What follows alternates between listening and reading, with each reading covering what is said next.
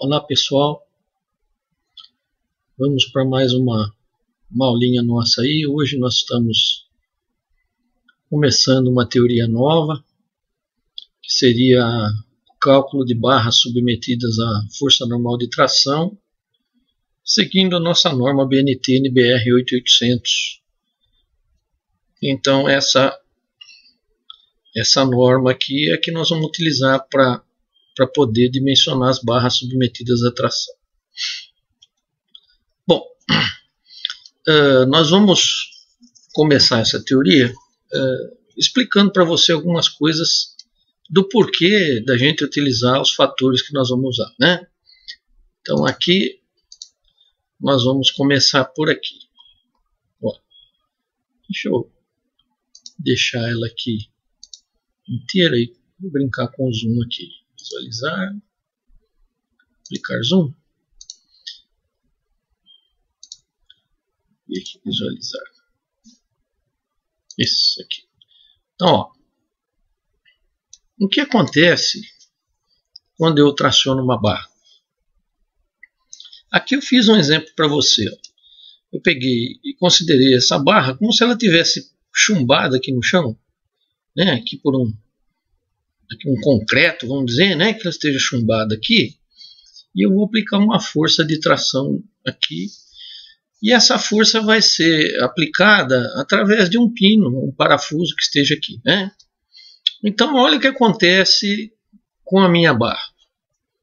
Quando eu aplico a força de tração, a região onde tem o carregamento, que no caso aqui tem um pino, né, ou um parafuso que esteja preso aqui para a gente puxar aqui em cima, né, você percebe que existe aqui uma distorção, né, uma distorção aí das fibras vamos dizer fibras, né, fibras do material da barra. Então essa distorção também muda aqui, ó. Veja que o furo do parafuso ou do pino já está ovalado, né? Então quando eu começo a aplicar força vai acontecendo isso. Nas regiões em que eu estou distante dessa situação da carga, né, do carregamento, você percebe que as fibras basicamente não estão distorcidas. Então quando eu tenho essa região, eu tenho uma situação. Quando eu estou nessa outra região aqui, é outra situação de dimensionamento, né? Aqui eu tenho uma concentração do esforço, né? Uma deformação aqui nas linhas da barra, né? Elas estão distorcidas. E aqui não, né? Aqui elas estão como que se fossem normais, né? Intactas aí. Tá certo que isso aqui vai esticar, né? Conforme a força que eu for aplicando, isso aqui vai tendo um comportamento elástico, né? Mas você percebe que as fibras continuam paralelas, né? Tá tudo certinho. Bom, quando eu chego na base, acontece bem parecido com o que aconteceu aqui. Olha o que acontece. Ó. Existe uma distorção na região onde eu estou preso aqui, no apoio, vamos dizer, né?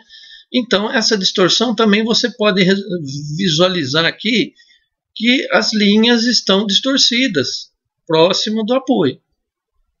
Então nós temos três situações. A situação da região onde eu aplico a carga, a situação distante da região onde eu aplico a carga e a situação do apoio. Então são três comportamentos que nós temos aí para tração na nossa barra. Então a conclusão, né? Conclusão. Quando eu tenho regiões afastadas dos apoios e dos pontos de aplicação da carga, o comportamento da minha barra é simples. Olha, eu quero calcular a tensão aqui.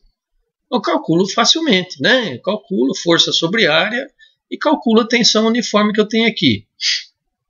O comportamento é simples e eu uso a resistência dos materiais. Agora, na região de aplicação da carga e na região do apoio, o comportamento é complicado. Então, veja, como é que eu vou prever essa distorção aqui com um número, né, com um valor para mim poder calcular. Então, eu preciso de algumas estratégias para avaliar esse comportamento.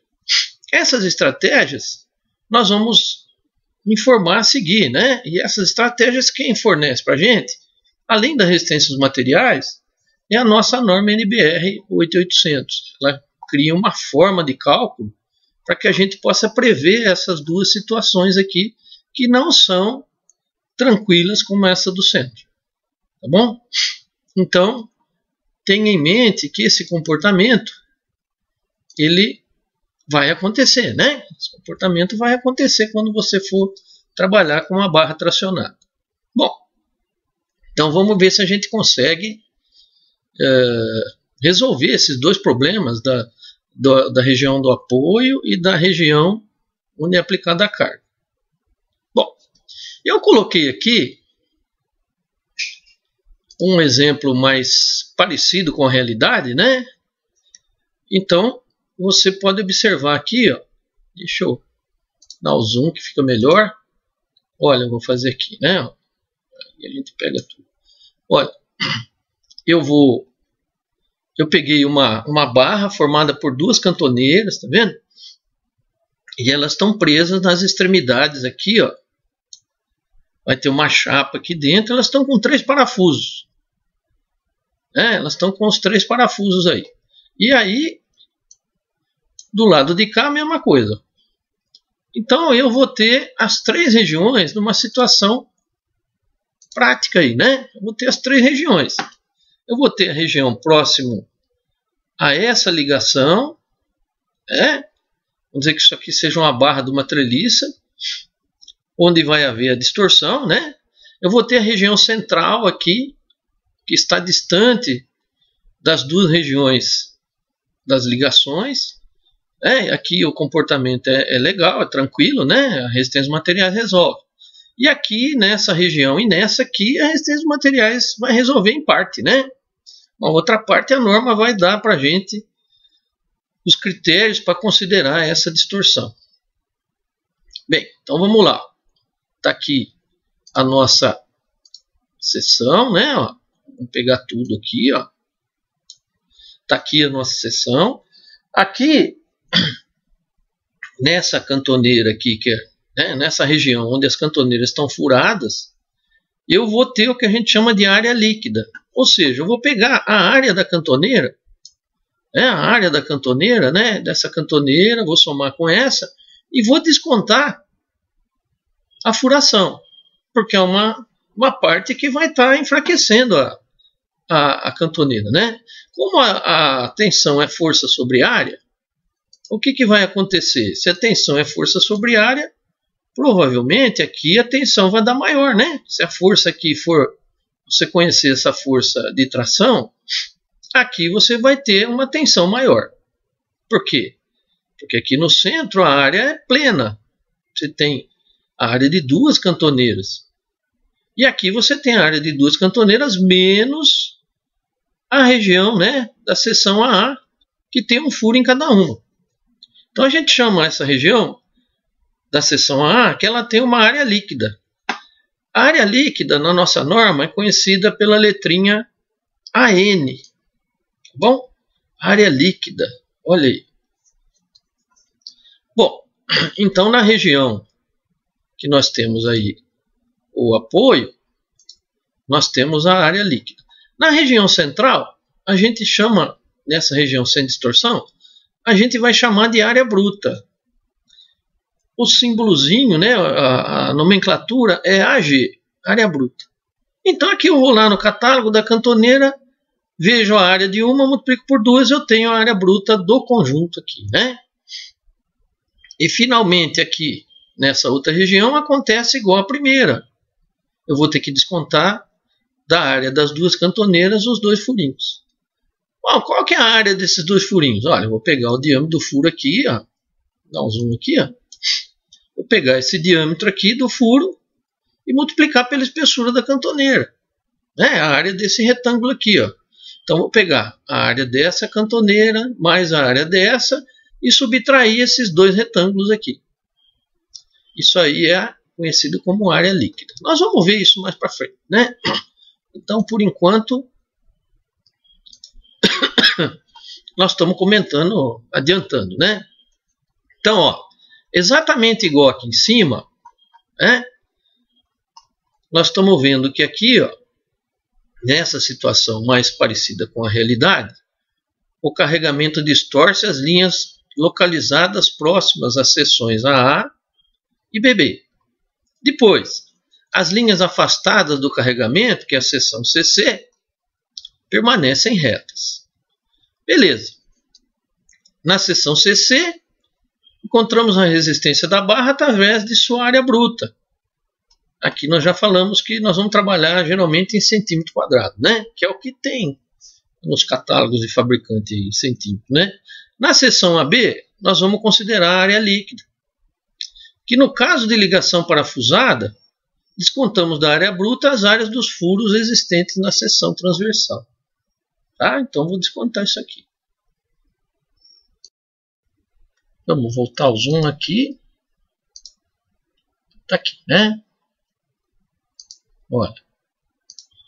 Então, um exemplo mais parecido com a realidade. Bom, vamos entender agora como é que é a distribuição das tensões ao longo da barra tracionada. Então, ó, eu fiz uma barrinha simples aqui. Ela tem alturinha B, espessurinha T. Uma barra chata, né? E ela tem a ligação com esses dois furinhos aqui. Então nós vamos ter de novo aquela situação. Essa região aqui é a região onde a gente tem a área líquida. Essa região, aquela tranquila, onde eu tenho a região de área bruta. E aqui eu tenho a área líquida novamente. Esse diâmetro aqui está anotado aí DF. Você pode entender como diâmetro do furo, né? Mas na verdade esse diâmetro é um diâmetro que nós vamos ver mais para frente. Ele é conhecido pelo nome de diâmetro fictício. Por que que tem esse nome? Porque é um diâmetro que a gente usa para calcular, né, com toda a segurança como esse furo vai fazer o efeito aqui. Então não é o diâmetro do furo em si, é um diâmetro de mentirinha, tá? Fictício. Mas é a favor da segurança do cálculo, né? Então nós vamos ver como que a gente faz essa segurança aí. Então aqui tem como que a gente faz o cálculo pela resistência dos materiais das áreas, né? Então tensão é força sobre área, a área líquida, né, que é o AN, vai ser a área bruta, que é o B vezes T, menos o diâmetro fictício vezes a espessura da barra, que é esse retangulinho aqui. A área bruta é B vezes T. E aqui de novo, né, a área líquida é a área bruta menos esse retângulozinho aqui. Beleza, né? Agora, será que é só fazer essa continha? Tensão é força sobre área, que aqui dá uma tensão constante, né? Aqui dá, né? Aqui a gente sabe que dá uma tensão constante, porque está longe dessas distorções da extremidade. Mas e aqui? Será que dá constante? Então aqui nós vamos ver a distribuição, né, das tensões em cada região. Olha, então na seção bruta lá no meio, você fizer o diagrama de tensões aqui, ao longo da altura da barra, né, você vai ver que a tensão de tração é uma tensão constante. Bom, por que nós estamos chamando de FT? Né? Nós estamos acostumados lá da resistência com sigma aqui, né? Mas na nossa norma, a gente, para ficar uma coisa globalizada, né, a gente vai chamar a tensão com a letrinha F, tá bom? Então a letrinha F vai dar para a gente, né, vai substituir para a gente o símbolo de tensão que a gente aprendeu na resistência. Então aqui a distribuição da tensão ao longo da altura da barra é constante, né? Agora, na região do furo, olha o que acontece. Na região do furo, você vai ter aí essa situação, né? Ó, você vai ter a seção líquida para começar, já não é mais aquela seção maciça, né? Tem o furinho que você vai ter que descontar. E ainda na região, né, do furo tem um pico de tensão. A distribuição se distribui desse jeito aqui, ó. A distribuição de tensões é mais ou menos desse jeito, né? Então ele chega aí a ter uma tensão máxima nesse pico aqui de 3 vezes a tensão média, que é mais ou menos aqui assim, né? Então você tem a tensão média, que pode ser até considerada parecida com essa aqui, né? Mas aí você tem um pico de 3 vezes essa tensão. Então como é que eu vou prever isso, né? Como é que eu vou prever isso de uma forma prática, que eu resolva o problema rapidamente? Bom, a norma vai dar essas informações para a gente, né? Vai mostrar para a gente como considerar esse pico de tensão no nosso cálculo, para que a gente não erre de muito, né? Porque, na verdade, tudo isso é uma aproximação da realidade, né? Nós vamos aproximar o máximo que a gente conseguir da realidade. Então, você encontra aí essa situação, né? Olha, você tem aqui uma barrinha comum, aí você tem a distribuição de tensões dessa forma em cada região. A região central, beleza. A região próxima aí, ou na região dos furos, não próxima, né? Na furação, vamos dizer, na seção dos furos, você tem esse comportamento aí. Bom, como é que nós vamos resolver isso, né? Vamos ver. Então aqui a gente vai mostrar para você mais ou menos, né, como se comporta, né, o material que nós estamos usando aí, o aço, né? Então você vai ter na norma brasileira que verificar 2 situações diferentes. Então você pode ter nessa região aqui dos parafusos da furação, você pode ter o seguinte fenômeno, que é uma das formas de colapso da barra, né? Das seções da barra. Então você pode ter ruptura da seção líquida. Olha, a região do furo aqui, olha lá, aqui tem uma ruptura, está vendo? Ó? Tem uma ruptura aqui. Então pode acontecer isso, né? Uma das formas de falhar que nós podemos ter nessa região aqui é a ruptura da seção líquida. Seção líquida é aquela que eu desconto a furação, né? Ó, eu posso ter também aqui no centro uma outra situação. Então aqui vai ser um fenômeno, a ruptura da seção líquida. Aqui vai ser outro fenômeno. Aqui não tem furação. Então, o que vai acontecer para essa barra falhar? Olha, vai acontecer isso aqui. Ó. Eu vou ter o alongamento, né? Até a ruptura aqui. Então, a falha vai começar quando o escoamento iniciar. Aqui vai romper, né? Aqui. Mas aqui eu vou ter que analisar o escoamento. Aqui eu vou ter que analisar a ruptura. Aqui o escoamento, que quando a seção começa a escoar, vai começar a falhar a minha estrutura. Essa barra aqui vai mudar de tamanho, vai solicitar outras barras, né? E aí pode entrar em colapso toda a estrutura, além da barra chegar nessa situação, né? Então, escoamento da seção bruta, que é, no caso, a seção CC. Tá aqui. Então, nós temos essas 2 regiões. A região onde eu tenho a furação, que é a seção líquida, que me gera a área líquida. Onde eu não tenho furação, e estou longe delas, inclusive, né? Eu posso ter o escoamento da seção bruta, lá, aí eu vou usar a área bruta. E eu posso aqui, de novo, ter a ruptura da seção líquida. Tenho a área líquida, né? Beleza? Então aqui, ó, eu pus uma observação. Muita atenção.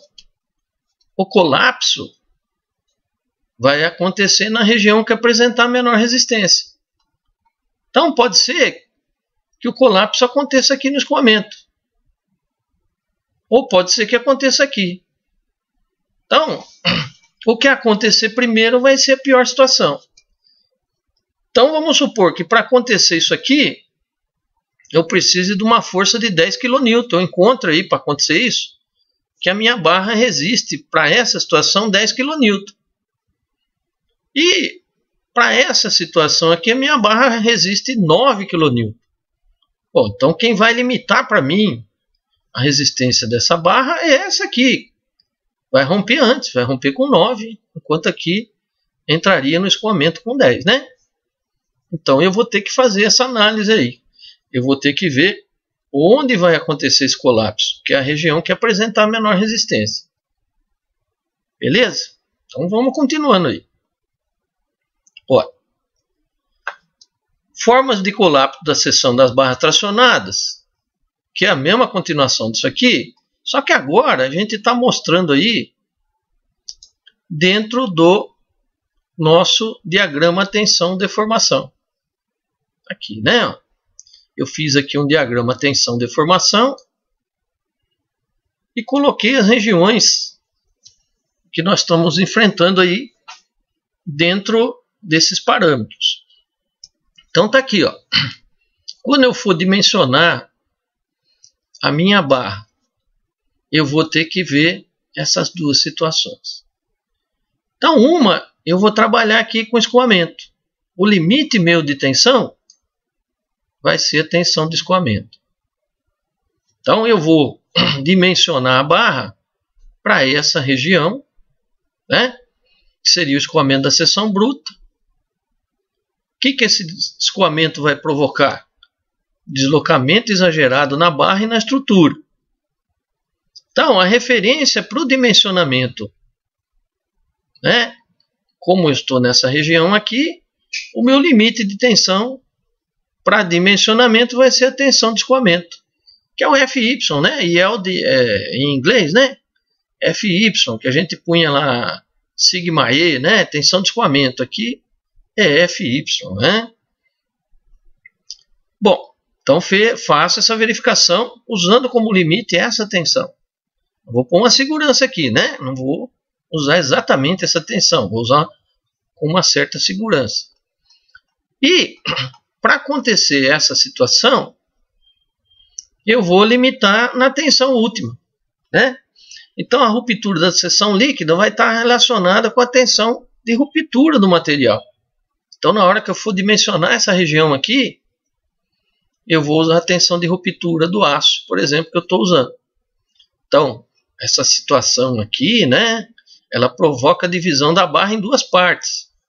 E vai implicar movimento do corpo rígido da estrutura ou de parte da estrutura. Então, se ela divide em duas partes, vai ter um movimento, né?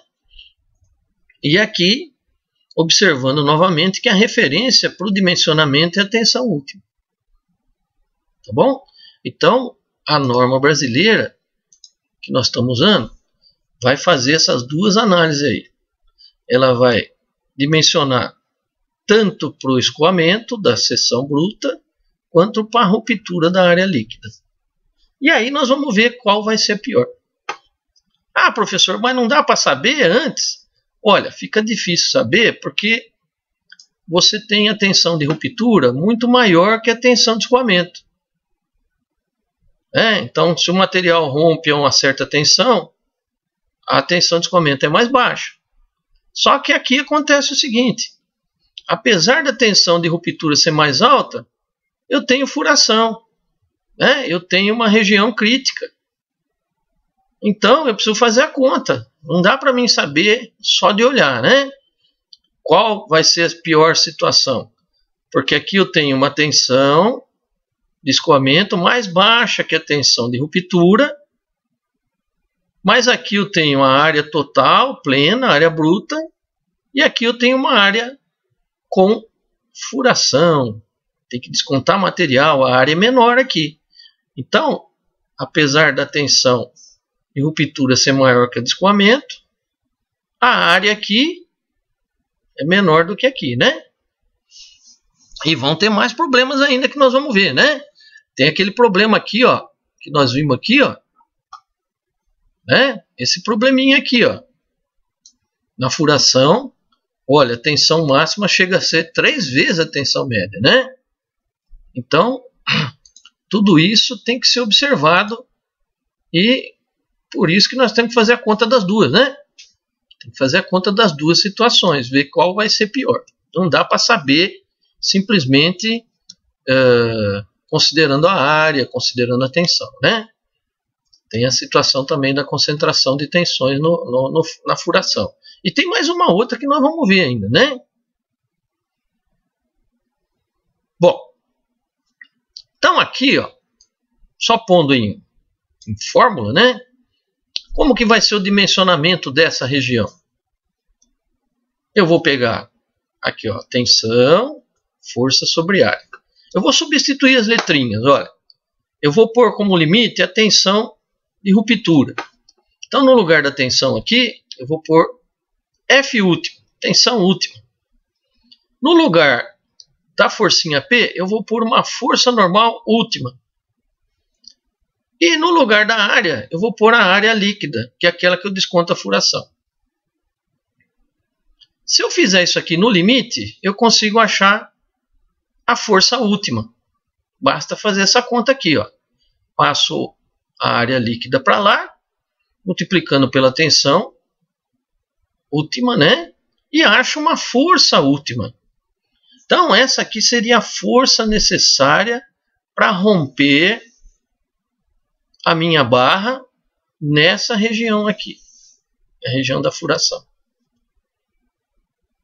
Bom, mas aqui eu tenho que pôr uma segurança, né? Ó, estou no limite aqui, ó. E aqui eu também não estou considerando aquela concentração de tensões no furo. Eu preciso considerar tudo isso aqui, ó. Eu fiz simplesmente a área líquida. Mas vai ter a concentração de tensões. Então essa área aqui vai ter que dar um jeito de achar realmente qual a força que a barra resiste nessa região crítica aqui, né? Mas, enfim, vamos ficar com essa equação aqui por enquanto, tá? Então, a força última vai ser a área descontando a furação vezes a tensão última. Aí eu venho aqui, ó. Então, eu vou fazer essa verificação, né? E vou fazer, é lógico que não está completa essa equação, nós vamos completar ela até o fim da aula, né? Agora aqui, eu vou fazer o dimensionamento também. Então, ó, escoamento da seção bruta. Aqui era a ruptura da seção líquida, né? Ó, então, tensão, força sobre área. Eu vou pôr como limite a tensão de escoamento. Vou achar uma força limite de escoamento. E vou usar a área bruta, porque eu estou na região central, né? Estou longe dos apoios. Então, o limite para essa situação vai ser força limite de escoamento, área bruta, vezes tensão de escoamento. Então, vamos ficar também com essa fórmula por enquanto, né?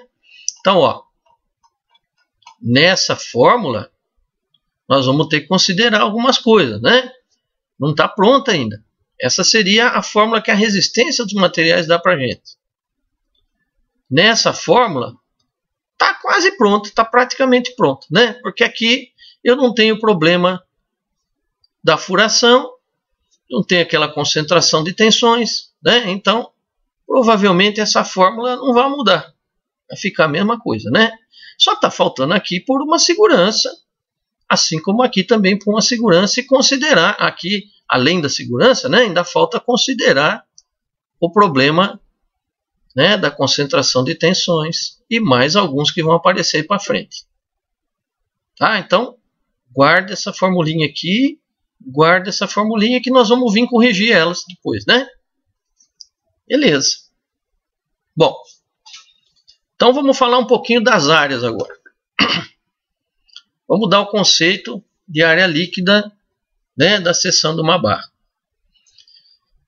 Então, eu posso ter duas situações de distribuição da furação de uma barra. Por exemplo, vamos supor essa barrinha aqui. Eu estou fazendo retangular, gente, que é mais fácil desenhar, né? Essa barrinha, ela tem, na ligação dela, ela tem 4 furos. E aí eu puxei uma força normal aqui. Bom, o que acontece? É lógico que provavelmente ela vai quebrar aqui, né? Tá certo? Então eu fingi que essa parte destacou dessa. Bem na região da furação. Ela não vai quebrar aqui, né? Olha, se a gente analisar só descontando a furação, com certeza ela não vai quebrar aqui. Ela vai quebrar aqui, que a área é menor.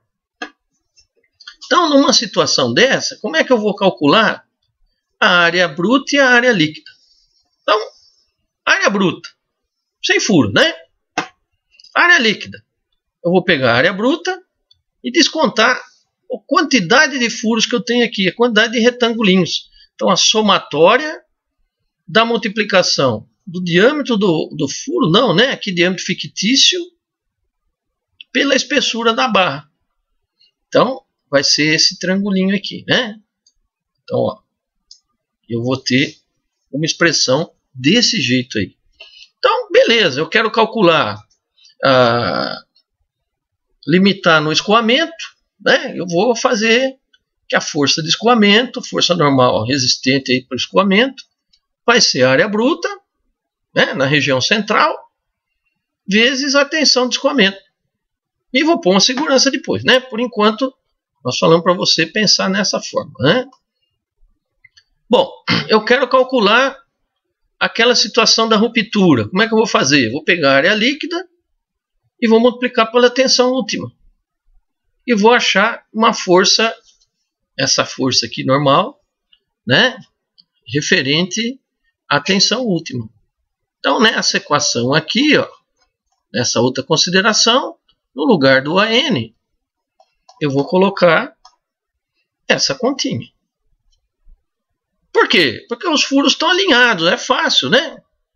A probabilidade de ruptura, quando eu for analisar a situação de ruptura da área líquida, vai ser essa área aqui, ó. Vai sobrar essa pintadinha aqui, né? De azul. Bom, então com furo alinhado, moleza, né? Beleza, você consegue calcular as duas áreas aí, sem furo, com furo. Agora, e se eu tiver os furos em zigue-zague? Ó, a mesma barra, só que aqui eu fiz ela com 5 furos. Então eu vou fazer duas análises. Vamos supor que eu vou calcular quanto dá de resistência nessa seção aqui. Bom, vai ser igual àquela, né? A primeira possibilidade, né, que seria o estudo dessa seção aqui, para ver se ela vai dar uma força, qual força que vai dar para ela resistir, né? Então seria a mesma coisa que nós já fizemos lá em cima. A área líquida, a área bruta, que você viu que é, né, considerando a barra sem furo, né? Então, a área líquida vai ser a área bruta menos a somatória do diâmetro fictício vezes o T. Né? Que seria esse aqui. É, mesma coisa, né? Bom, mas acontece o seguinte. Como eu tenho 5 furos, eles estão em zigue-zague, tá vendo? Eles estão numa forma que você tem um zigue, um zague. Um zigue e um zague. A gente chama seção em zigue-zague. Por quê? Porque pode acontecer de a força máxima resistente não ser limitada por essa região.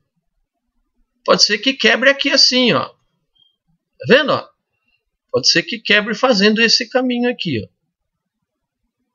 Então eu posso ter,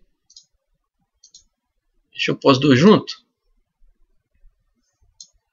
Eu posso ter nesse tipo de furação, que a gente fala que é a furação em zigue-zague. Aqui não, né? É alinhado. Aqui eu posso ter essa situação como possibilidade de ruptura e essa situação como possibilidade de ruptura. Professor, como é que eu vou descobrir qual é? Eu vou pegar a que der menor força, a que quebrar primeiro, né? Então eu vou ter que nessa situação de baixo aqui fazer um certo malabarismo. Por quê? Porque a área da seção que eu vou ter que trabalhar é essa aqui, ó. Vou dar um zoom aqui também. Olha, eu vou ter que trabalhar com essa área, ó. Vem aqui, desconta o furo, vem aqui, desconta o furo, vem aqui, desconta o furo, vem aqui. Então, se você olhar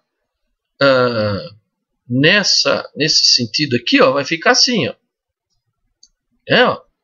A área vai ficar assim. Olha, você vai ter isso trabalhando, isso trabalhando, isso trabalhando, isso trabalhando, e esses furinhos não trabalhando.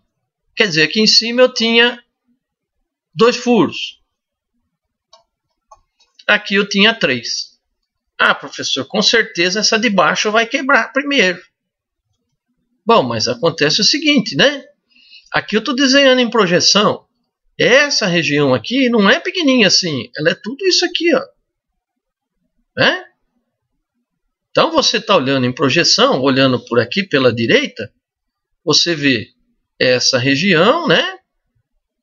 Você vê essa de baixo, mas essa aqui e essa aqui, elas são inclinadas. Então essa área aqui, ó, e essa área aqui são maiores do que você está vendo aqui. Olha, são maiores que essa aqui. A soma dessa aqui com essa aqui é maior que essa. Então pode ser que não quebre aqui, mas quebre aqui. Ah, mas aqui tem 2 furos, aqui tem 3, vai quebrar aqui. Não sei. E se essas áreas aqui, devido às distâncias que eu tenho aqui, ó, G e S, derem maiores do que essa do meio? Essa de cima e essa de baixo, vamos supor que sejam iguais, né? Estou fazendo... na verdade são iguais, né? Essa de cima e essa de baixo são iguais aqui e aqui. Mas essa do meio aqui e essa do meio aqui são maiores do que essa aqui, né? Bom, então como é que eu vou considerar isso, professor? Como é que eu vou fazer com isso aí? Olha, quando eu tenho uma ligação desse tipo, que a gente fala em zigue-zague, né? O zigue e o zague, né? Que é inclinado assim. Eu tenho uma formulinha diferente para calcular. Eu vou fazer a mesma conta, ó. A área líquida é a área bruta menos a quantidade de áreas de parafuso. Então aqui nesse caso, aqui eu vou ter a área bruta menos 3 vezes esses retangulinhos aqui. Só que eu vou ter que pôr um acréscimo, que seria a somatória do zigue mais o zague. Aí eu vou fazer a somatória dessa área com essa área. Oi, como é que eu faço a somatória dessas duas áreas? Aqui tem tudo uma demonstração, nós já pusemos uma fórmula pronta, né? Eu vou fazer, por exemplo, aqui eu tenho 2 áreas, então aqui vai ser 2 vezes um zigue e um zague, né? 1, 2, aqui vai ser 2 vezes a espessura da chapa, dividido por 4, vezes a medidinha G, né? E tudo isso vezes a medidinha S ao quadrado. Veja que aqui dá um triângulo, né? Ó. Um triângulo S, cateto, aqui o cateto, né, maior é o S, aqui o menor é o G. E essa aqui seria a linha que me dá a área, né? Que no caso é essa aqui, ó. Então aqui, se você fizer uma regra aí de triângulo, essas coisas tudo, e mais algumas informações a mais, você consegue chegar nesse aumento de área aqui, que seria compensação por estar inclinado, né? O caminho aqui é maior, né? Então essa área mais essa seria aqui, ó, o zigue e o zague. Então ficaria assim a forma: a N é igual a G, que é B vezes T, menos 3 vezes, desculpe, né? 1, 2, 3. Menos 3 vezes diâmetro fictício vezes a espessura, que são esses 3 retangulinhos, mais um acréscimo de área, que seria 1, 2, zigue-zague, 2 vezes essa continha aqui. Então está aqui, ó, escrito: parcela que leva em conta a existência de furos desalinhados na linha de ruptura da seção transversal. O sinal positivo é porque o percurso percorrido pela linha de ruptura, esse percurso aqui, ó, é maior, né, com os furos desalinhados. Então esse percurso aqui é maior que esse aqui, né? E eu tenho dois percursos maiores, então entra 2 aqui e um acréscimo. Então sinalzinho de mais para acrescentar um pouco mais dessa área. É por isso que não dá para a gente saber qual região que vai romper. Eu tenho que fazer as duas contas. Tem que fazer essa conta e ver quanto dá a força que ela resiste. Tem que fazer essa conta e ver quanto dá essa força que ela resiste. Tá? Porque aqui vai ter um acréscimo de área. Então nós temos aí as duas situações que você pode encontrar. Barra com furos alinhados, né? E barras com furo em zigue-zague. Ou seja, furos desalinhados. Tá bom? Então são as formulinhas que vai precisar usar, inclusive para resolver o exercicinho da tarefa que nós vamos mandar, né? Beleza. Bom, agora a gente está falando muito desse DF aqui, que é diâmetro fictício, que o pessoal fala diâmetro do furo, né? Então vamos ver como é que funciona esse diâmetro fictício. Então está aqui, ó, conceito de diâmetro fictício do furo. No caso de ligações parafusadas, nós vamos descontar da área bruta as áreas dos furos existentes na seção transversal da barra. Para isso, precisamos de algumas informações. Então, vamos lá. Para mim achar o diâmetro fictício, eu preciso saber o diâmetro nominal do parafuso, que na norma está chamando de dB. O B é de Bolt, parafuso em inglês. Tá bom? Então, o diâmetro nominal do parafuso, ou do pino, né? Se for fixado com pino. O que é o diâmetro nominal? Por exemplo, você vai lá comprar um parafuso, rosca métrica, você compra lá um M10. Então, o diâmetro nominal do furo do parafuso M10 é 10 milímetros, né? Ah, mas eu quero um parafuso de 1 polegada. Vou lá, peço um parafuso, norma americana, 1 polegada. O diâmetro nominal dele é 1 polegada, 25,4 milímetros. Então, esse é o diâmetro nominal do parafuso. Então, aqui tem dois exemplos, né? Ele pode ser expresso polegada ou milímetro. Você encontra comercialmente os dois, né? Parafuso cabeça hexagonal, diâmetro nominal meia polegada. Então, o dB vai ser 12,7 milímetros ou meia polegada. Parafuso cabeça hexagonal, diâmetro nominal 12 milímetros. O dB 12 milímetros, né? Beleza, então esse é o diâmetro nominal do parafuso, o dB. Bom, a norma tem um outro diâmetro, que é o DH. Diâmetro do furo. Furo em inglês é hole, né? Então tá aqui, ó. Diâmetro do hole, diâmetro do furo. Tá certo? O diâmetro do furo, ele vai ser um pouquinho maior que esses, né? Por quê? Porque o parafuso precisa passar, né? Eu passo o parafuso leve na montagem, ele passa livre e eu vou prender do outro lado, né? Então não pode ser 0,0, né? Que eu faço o furo com 12,7 e que faço com 12. Não, tem que ter uma folga. Essa folga recomendada pelas normas se o parafuso for de 1 polegada, em polegada, é 1/16 da polegada, tá certo? 1,50 alguma coisa milímetros, tá? E se o parafuso for em rosca métrica, né, em milímetro, a folga recomendada é de 1,5 milímetro. Então, você vai pegar o diâmetro do parafuso, 12,7, por exemplo, a meia polegada, somar 1/16, vai dar 9/16. Então, o diâmetro do furo, diâmetro do hole, vai dar 14,28. Aí você entra com o parafuso de 12,7, com uma folga, né? De mais ou menos 1,5, a 0,75 para cada lado, né? Se o parafuso for, por exemplo, o de 12, você vai pôr 12 mais 1,5, 13,5. Então, 0,75 cada lado, 1,5 no diâmetro, né? Então, esse seria o diâmetro do furo. Para você poder montar, para você poder passar o parafuso com tranquilidade ali, né? Não é ajuste, né? Tem uma folga aí. E finalmente o diâmetro fictício.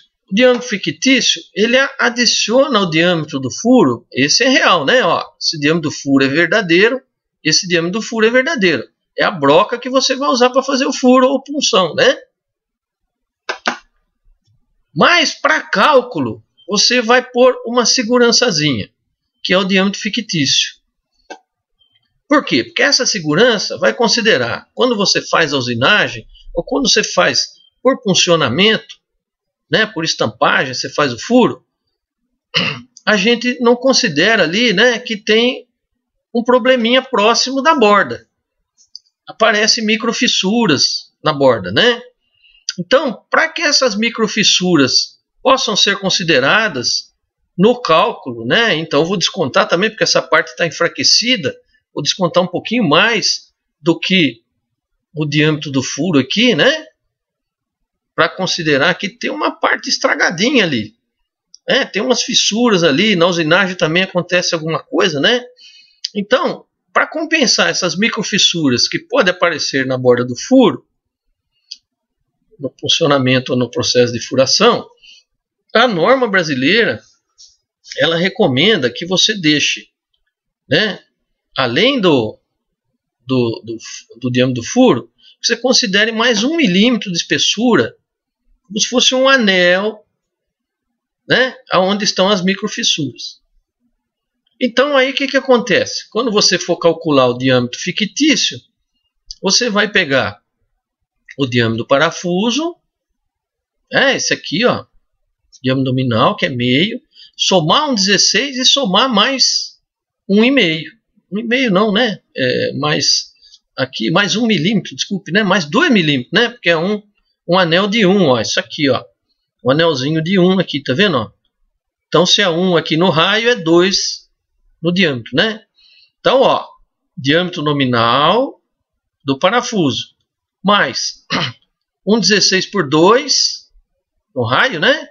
Ou 1,5 por 2 no raio. Então, seria diâmetro mais 1,5, né? É que aqui é no raio. E mais 2 milímetros, que aqui é no raio. Então, ficaria assim, ó. Aqui, 12, né? Vamos fazer no milímetro que é mais fácil. 12 mais 1,5 mais 2. Então, daria 12 mais 3,5, né? Ó, tá aqui, ó. Diâmetro fictício é o DH mais 2. 1 milímetro de cada lado. DH, você já pôs a folga aqui, ó. 1,16. Que é mais ou menos 1,5, 1,6, né? Que daria aí 0,8, 0,75 para cada lado, que é 1,32. Ou aqui, né, 1,5, que é 1,5 por 2, 0,75. Então, você tem que o diâmetro fictício, ou você faz essa conta, DH mais 2, que é o que a norma pede aí, né? Você vai deixar um anelzinho de 1, né? Ou você já faz direto aqui, ó. Diâmetro fictício é o diâmetro do parafuso mais 3,5. Tanto para polegada, parafuso em polegada, quanto para milímetro, dá bem próximo aqui. Se você fizer essa conta com aqui, ó, com 14,2875, dá bem próximo de 16,2, né? Então, você pode já somar direto, transforma a polegada em milímetro, já soma 3,5 e já acha aqui, né? Então, a norma brasileira nossa, né, ela pede aqui que você deixe além da folga que já existe, né, que você deixe mais um anel aqui de 1 milímetro. Então, diâmetro nominal do parafuso, mais folga, vermelhinho, mais aqui eu fiz um zigue-zaguezinho, né? Fiz uma curvinha aqui representando as fissuras, tá? Mais esse anelzinho das fissuras. Tá, agora você entendeu o que é esse DF que vai aqui nas formulinhas, né? É o diâmetro fictício. É um diâmetro que considera, além da folga, mais uma garantia para compensar as fissuras no processo de estampagem ou de usinagem. Na nossa apostila, você vai encontrar aqui alguns exemplos de cálculo de área bruta e de área líquida. Então você vai lá na apostilinha nossa. Deixa eu ver que página que é aqui. Cadê nossa página da apostila aqui? Deixa eu abrir aqui, que eu acabei não deixando aqui aberto. Aqui, folhas separadas. Você vai nas páginas. Aqui, vamos abrir a apostila lá. Você tem a apostila lá na internet, né? Então abra a apostilinha lá na internet para você acompanhar também, né? O que nós temos de informação, porque essa parte que eu estou falando é a teoria. Lá na apostila também tem a teoria, é lógico que não está ilustrada como está aqui, mas tem a teoria toda escritinha e você encontra também essas informações aqui, né? Vamos ver aqui na página onde a gente encontra esses exemplos. Puxa vida, devia ter deixado preparado. Ah, achei, né? Ó, você encontra aqui, ó, na página 47 e na página 48, você encontra exemplos, hein, gente? Não quer dizer que você tem que decorar esses exemplos aí. Pode acontecer de ter alguma coisa parecida com o que está aí, né? Mas não é para decorar, é para entender. Então, repetindo aí, página 47 e 48, né? Eu coloquei aqui na aula, aqui, ó, os exemplos. Então, o primeiro exemplo está aqui, ó. Ligação com parafusos. Nós temos duas cantoneiras. E a seção 1.1 é a seção onde eu vou calcular para sua ruptura, né? Calcular a ruptura da seção líquida. Então aqui, ó, o diâmetro fictício é o diâmetro do parafuso mais 3,5, que nós já comentamos. A área do perfil cantoneira é tabelado.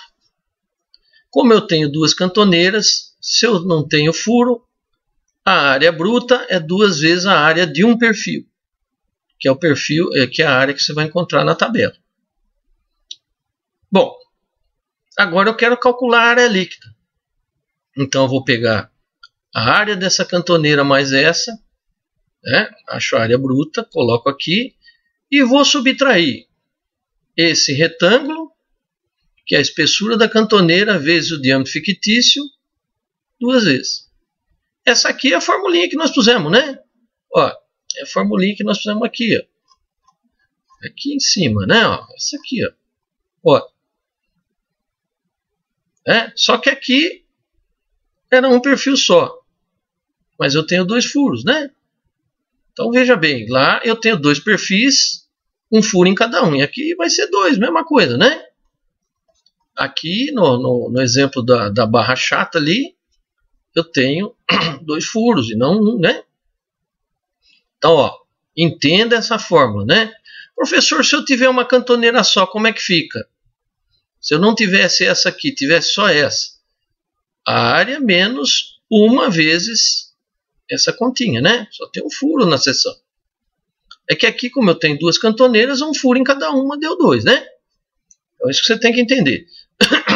Olha, aqui uma viga U montada em conjunto com outra. Então eu vou, mesma coisa, né? Diâmetro fictício. A área do perfil, vou pegar lá na tabela. Pego a área do perfil, ele me dá a área maciça do perfil. Como eu tenho 2 perfis, eu vou multiplicar por 2 para achar a área bruta total do conjunto. Aí eu vou achar a área líquida. Então eu vou pegar a área bruta e subtrair esse retângulo, esse. Então ficaria 4 retângulos TW, espessura da alma, web. Tá? Esse tipo de perfil, a nomenclatura que o pessoal usa é TW, espessura da alma, vezes o diâmetro fictício. Então, esse retângulo aqui, esse. Ah, vai ser sempre assim? Não. Se eu tiver um perfil só, são só 2 furos. Nesse caso aqui, né? Então, aí, aqui, essa área passa a ser uma vez só, né? Se eu tiver um só, não tem dois aqui, fica AG igual a 1, né? E aqui o AG menos 2 furinhos, né? Fictício. Aqui em zigue-zague, ó, ele faz a continha para você. É uma chapa, na verdade é um perfil com duas chapas, né? Olha aí. Então, mesma coisa, área de uma chapa, B vezes T. Então, ele achou a área de uma chapa. Só que a área bruta tem duas chapas, 2 vezes a área de uma chapa. E o perfil está em zigue-zague. Então, olha, como é que eu vou fazer essa conta aqui? Eu vou pegar a área líquida, vou pegar a área bruta, menos... Tá? Quantos zigue-zague eu tenho? Eu tenho... Quantos furos eu tenho? Desculpe, né? Eu tenho 1, 2, 3 numa chapa. 4, 5, 6 na outra. Está aqui. Então, eu vou subtrair esses 6 furos. Ah, se fosse uma chapa só, eu subtraía 3. E aí eu vou contar o zigue-zague, que é a somatória que estava lá na fórmula, né?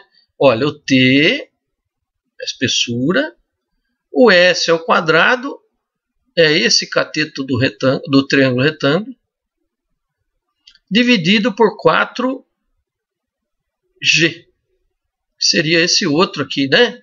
Ó, SG, né? SG. O S horizontal, o G vertical. Ou seja, o S paralelo à direção da força de tração. E o G perpendicular à direção da força de tração. Tá?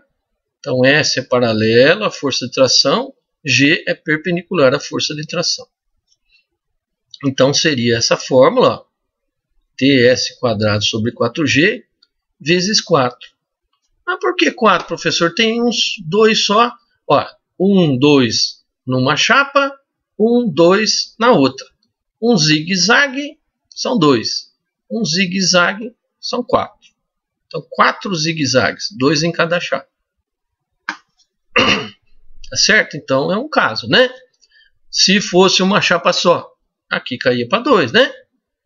Aqui caía para 3, aqui caía para 2. Beleza, gente? Aqui caía para 1, né? Fica só B sobre vezes T. Então, cuidado, né? A gente faz, às vezes, um exercicinho, põe na prova lá. Em aula a gente faz com 2. Na prova a gente faz com 1. Você usa a fórmula de 2. Tem que raciocinar em cima, né? Não é simplesmente decorar a formulinha aí. É entender a formulinha, né? Aqui, uma ligação com pino, ó. O pino é um caso especial, né? Então, no cálculo da N já foram consideradas todas as possibilidades de ruptura, por tração, por cisalhamento e por esmagamento da chapa pelo pino. Então, na hora que eu calculo essa área, eu já tenho aqui, ó, para o pino é diferente, a folga não é a mesma. A folga não é a mesma. A área bruta é a espessura T vezes a altura B, né? E aqui eu tenho umas regrinhas, né? Eu tenho que calcular aqui uma largura efetiva, uma largura que trabalhe. 2 vezes T mais 16 ou C. E aí eu faço a continha aqui, a N, eu ponho essa aqui, eu vou escolher a área que der menor, né? Dessas situações aqui, eu vou pegar o BF por aqui e calcular essa área, né? Vou pegar esse A vezes BF por aqui, calcular essa área, né? E vou pegar essa outra aqui. A que for menor das 3 é que eu vou usar para cálculo, né? Então, o pino é um pouco mais complicado. Agora, quando eu não tiver parafuso, tiver solda, como é que eu faço? Melhor ainda, não tem furo, né? Então, a área bruta é igual à área líquida. Olha, nesse caso aqui, 2 viguinhas U dobrada. Fui lá, peguei a área de uma viguinha, de um perfil. Fui na tabela. Como eu tenho 2 perfis, multipliquei por 2. Então, a área bruta ficou 2 vezes a área de um perfil. 1, 2. E a área líquida? AG menos o furo. Não tem furo, é AG. Tá? Agora, a rosca aqui tem uma situação também. Ó. A área bruta é 1/4 de π vezes o diâmetro do parafuso nominal, né, do parafuso ao quadrado. É πd ao quadrado sobre 4, né, gente? A área de um círculo. E a área líquida é 3/4 da área bruta. Você pode fazer a conta também por aqui, se você tiver o diâmetro do núcleo, né? Mas, em geral, a gente não fica atrás da tabela do parafuso, rosca, diâmetro do fundo, né? Diâmetro do núcleo. Você já usa essa equação direta. Então, você faz a continha aqui, achando a área pelo diâmetro nominal e multiplica por 3/4. Você acha a área líquida. Então, ó, você encontra aqui nas páginas 47 e 48 exemplos, né, na nossa apostila, né? Apostila de estrutura metálica. Exemplos aí de área bruta e área líquida. São exemplos, hein, gente? Entendam esses exemplos. Não vá decorar, né? Vá decorar e sair falando o que é aquilo, né? É para entender o que ele fez no exemplo, né? Bom, vamos lá então. Ó, nós falamos para você que quando a gente fosse calcular a região onde tem a ligação, iriam ter alguns probleminhas, né?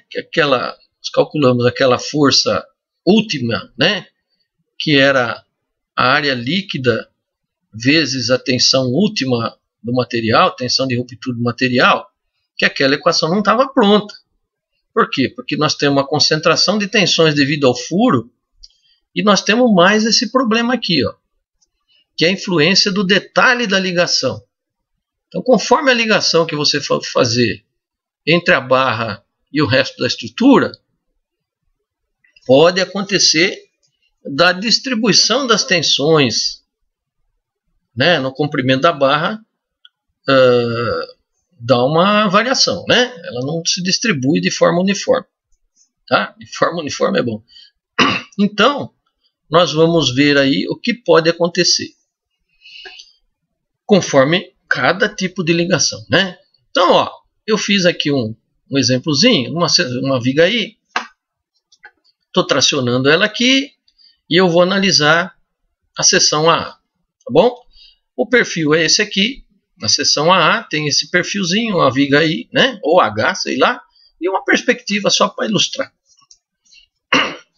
Então, nós vamos fazer como se fossem ligações parafusadas, tá? Mas pô, vale para soldada também, é a mesma coisa, tá? Vale para soldada, para parafusada. O detalhe da ligação soldada e parafusada são os mesmos, só que o sistema de fixação é parafuso e o outro sistema de fixação é uma solda, né? Então, vou fazer as ligações que são possíveis para essa viguinha aí aqui, ou viguinha H, né?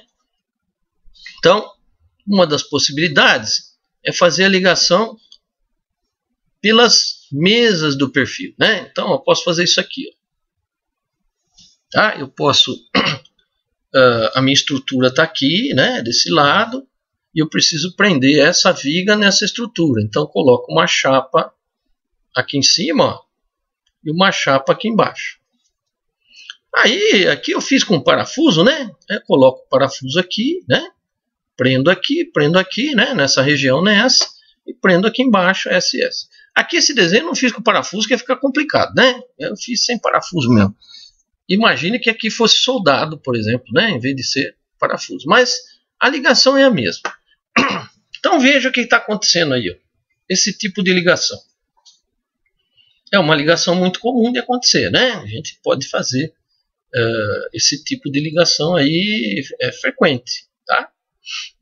Bom, como que vai ser a distribuição de tensões para esse tipo de ligação? Para onde vão os esforços, por exemplo, dessa barra tracionada? Então, a hora que eu tracionar essa barra, olha o que vai acontecer.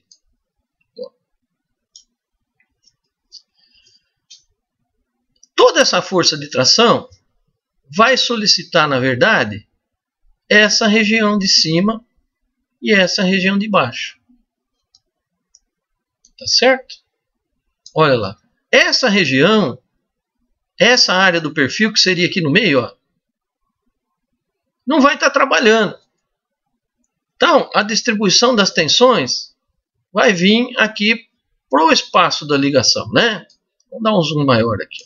Olha, ela vai vir para cá e para cá. Essa região, infelizmente, está perdida, jogada fora, né? Então, eu vou ter uma região útil aqui e uma aqui embaixo. Que no caso dessa viga aqui, seria essa região e essa região. Aqui o meio, praticamente eu estou perdendo toda essa chapa que tem aqui no meio, né? Estou perdendo essa chapa aí do meio, nessa região aí. Então, a observação está aqui, ó. A região da barra que não contribui com a resistência à tração, pois não é solicitada pelo esforço aplicado. Então, essa região central aí, né? Então, esse tipo de ligação, eu vou estar jogando uma parte da área fora. Então, a minha área líquida, além de eu descontar os furos, eu vou ter que dar um jeito de considerar que isso aqui não está trabalhando. Como é que eu faço isso? Bom, então, esse é um problema, né? Mais um, né? Mais um. Vamos ver o outro aqui. Olha, outra situação. Outro tipo de ligação. E eu vou fazer a fixação dessa barra na estrutura com chapa presa na alma da viga. Aqui a gente chama de aba, né? E aqui a gente chama de alma. Então vai ficar parecido com isso aqui, ó. Vou fazer com furo aqui, só para você enxergar que tem furo aqui. Então a seção AA está representada aqui. Ela tem as mesas livres e a alma presa em duas chapas. E ficaria desse jeitinho aqui. Tá? Bom, nesse aqui, essa região não trabalhou, né? Só trabalhou em cima e embaixo. Nessa aqui, olha o que vai acontecer. Só essa parte aqui vai ajudar, né? Na região lá no centro da barra, a seção trabalha inteira, né? Que é a área bruta. Aqui, a seção vai ter uma área líquida e vai perder ainda essa área da parte de cima e essa área da parte de baixo da seção. Então aqui eu estaria perdendo isso aqui, essa área e essa área, né? Bom, e agora? Como é que eu vou considerar isso? Então, de novo, ó, essas duas regiões são regiões da barra que não contribuem com a resistência à tração, pois não são solicitadas pelo esforço aplicado. Então, trabalha o centro, não trabalha em cima e embaixo. Essa outra aqui, trabalha em cima e embaixo, não trabalha o centro. Como é que eu vou resolver esse problema, né? Como é que eu vou considerar essa perda de área aqui? E como é que eu vou considerar essa perda de área aqui? Não sei, né? Então, vamos continuando aqui. Olha, outra forma de fazer ligação é essa aqui. Essa que eu falo que é a forma de ligação do recém-formado, né? O cara põe chapa em todo lugar. Ele põe chapa em cima e embaixo, nas mesas e na aba. E na alma, né? Então, ó, o que acontece? Ele está pondo uma chapa em cima, uma chapa embaixo e uma chapa de cada lado. Vamos ver aqui assim, ó. Ó, uma chapa de cada lado. E tudo parafusadinho. Podia ser soldada, né? Podia ser soldada aqui embaixo, aqui, né? Aí não tinha que descontar os parafusos. Então eu estou vendo aí uma ligação que prende praticamente o perfil inteiro, né? Tanto aba quanto alma. Bom, como é que vai acontecer a distribuição nesse? Olha, nesse aqui, a distribuição vai acontecer em todos os elementos praticamente, né? Em todos os elementos. Então aqui, esse tipo de ligação, a gente fala que é do recém-formado, né? Porque ele garante que toda a área vai trabalhar, né? Então, todos os elementos da seção contribuem com a resistência à tração da barra. pois todos são solicitados pelo esforço aplicado. Então vou fazer sempre assim, professor. Por que eu vou fazer de outro jeito? Bom, nem sempre dá para fazer assim, né, gente? Em termos de montagem, às vezes, né? Às vezes economia, às vezes também a situação ali é difícil de fazer isso, né? Então nem sempre dá para considerar a ligação dessa forma, né? Não dá, nem sempre dá para optar por isso, né? E também cada tipo de ligação me dá um vínculo diferente, tá? Então pode gerar um engastamento, ou uma semirrigidez, né? Ou uma articulação. Então, dependendo do que eu desejo da minha ligação, eu vou fazer ou dessa forma ou de outra, né? Então, mais um pepino aí para a gente descascar, né? Vamos ver, então, duas fotos aqui que mostram mais ou menos, né? Isso que a gente acabou de ver aqui. Então, ó, eu tenho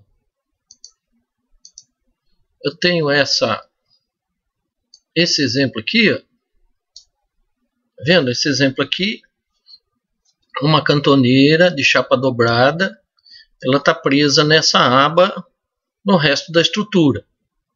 Isso é um ensaio, né? É um ensaio.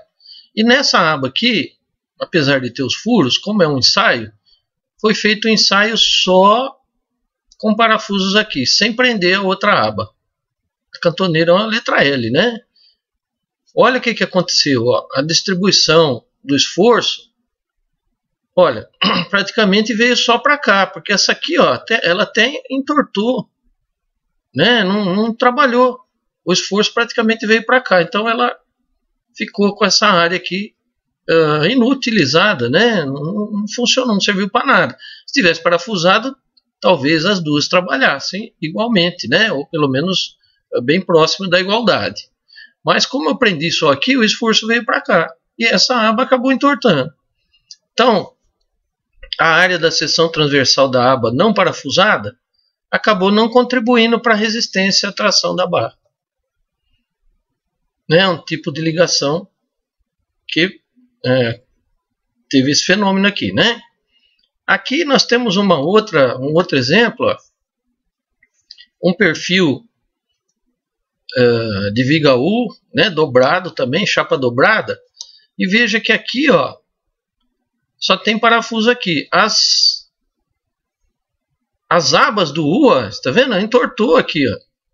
A gente consegue ver melhor? Olha, ela deu uma, né, ó. Então, quer dizer, quem trabalhou? Só isso aqui. As duas abas não trabalharam, né? Então, você percebe aí que conforme o tipo de fixação que você fizer, você vai ter uma distribuição de tensões ou do esforço de forma diferenciada, né? Então aqui você está vendo um ensaio prático dessa situação. Só prendi aqui, as duas não trabalharam, quer dizer, o esforço caminhou só aqui na região central. Olha lá, a área da seção transversal das abas não parafusadas não contribui com a resistência à tração da barra. Certo? Então, esses dois exemplos desses dois ensaios aqui mostram exatamente, ó, aqui, ó, presa só no meio, tá vendo? Tá certo? Então, tá mais parecido com esse aqui, né? Presa só no meio ou só numa aba da cantoneira.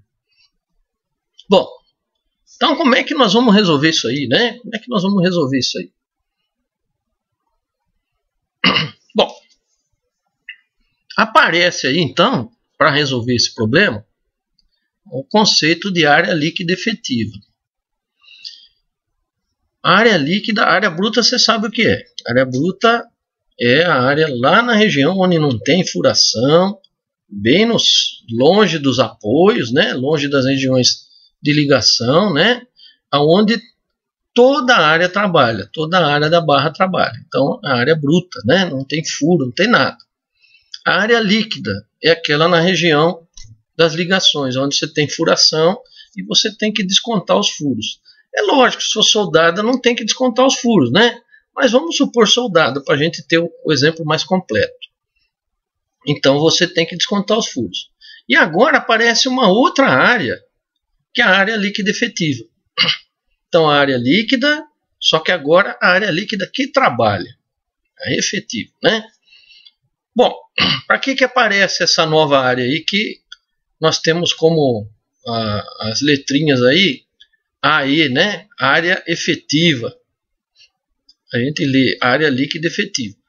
Para levar em consideração o fato do detalhe da ligação alterar a distribuição de tensões ao longo da barra, e também para considerar a concentração de tensões na borda dos furos, quando a ligação é parafusada, a norma brasileira define a área líquida efetiva como uma área líquida, né, reduzida por um coeficiente que a gente chama coeficiente de redução CT.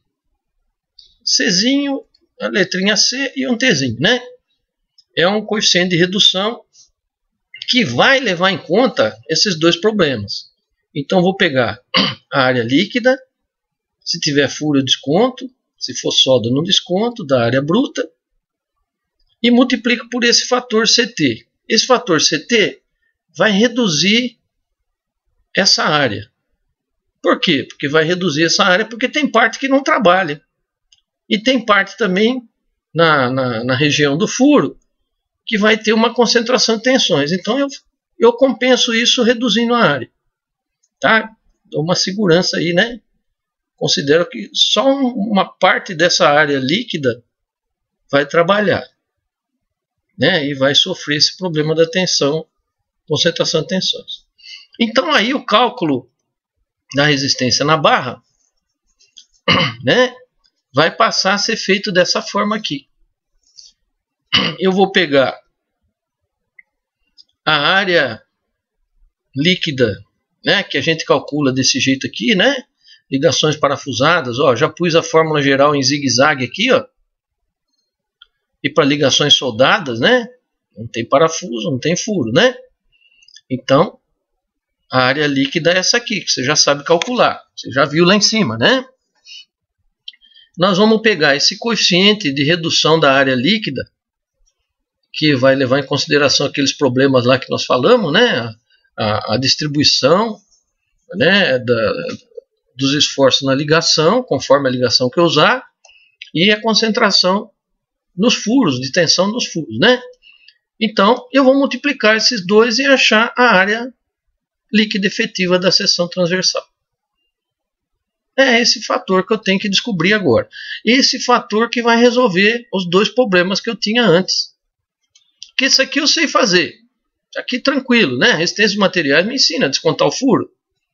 Esse aqui vai considerar os problemas que apareceram. Concentração de tensão no furo e distribuição de tensões devido ao tipo de fixação nas ligações da barra com a estrutura, né? Bom, esse coeficiente aqui, esse CT, ele tem em geral uma faixa de valores aqui que a gente trabalha. Então, para ligações em que a força de tração é transmitida a todos os elementos da seção transversal, o CT vai ser 1, né? Que é o caso daqui de cima, ó. Esse caso aqui, ó. Esse caso aqui, a distribuição é total, né? Vai distribuir em toda a região. Então, eu não vou reduzir a minha área líquida, só vou tirar os furos, né? Só vou tirar os furos. Se for soldada, nem tem furo. Agora, em ligações em que a força de tração é transmitida a apenas alguns dos elementos da seção transversal, ele vai ficar entre esses dois valores, de 1 a 0,6. Tá? Então, o que significa aqui? De 1, 100% da área líquida, até 60% da área líquida. Quer dizer, eu vou reduzir até 40%. Posso ter essa possibilidade, né? Dependendo da ligação. Então, conforme a ligação, eu posso ter 100% trabalhando ou só 60% trabalhando. E a norma recomenda que se você tiver uma ligação que você vai trabalhar, né, com o CT menor que 0,6, por exemplo, 0,55, você nem usar essa ligação, projetar outra, né? Não empregar uma ligação com CT menor que 0,6. Você projeta outra. Vai projetar uma que não dê 0,6, né? Beleza? Então, o limite aí é 60% trabalhando. Quando não tenho a ligação que a força é transmitida para todos os elementos da seção transversal, né? Então, como é que eu calculo esse CT agora? Como é que eu faço esse valor, né? Então, aqui a gente passou para você como se calcula o CT. Então, valores do coeficiente de redução da área líquida. Então, quais os valores que nós vamos encontrar, né? Então, eu coloquei aqui, que é importante para você, que esses valores de CT, para várias situações previstas na norma, na apostila de projeto de estrutura metálica do curso de Engenharia Mecânica, você vai encontrar, professor Gerson, né, fez para a gente as tabelas da página 49 a 52. Ali você tem as possibilidades, né, que a norma prevê para o coeficiente CT e, consequentemente, para você calcular aqui a área líquida efetiva, né? Então, eu vou falar em geral e depois a gente mostra essas tabelas para você, né?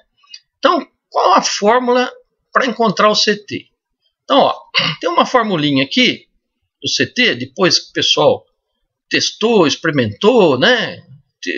Desenvolveu a teoria, em que mostra que o CT é igual a 1 menos a excentricidade da ligação pela distância, né, se for ligação parafusada, do primeiro ao último parafuso na direção da força normal.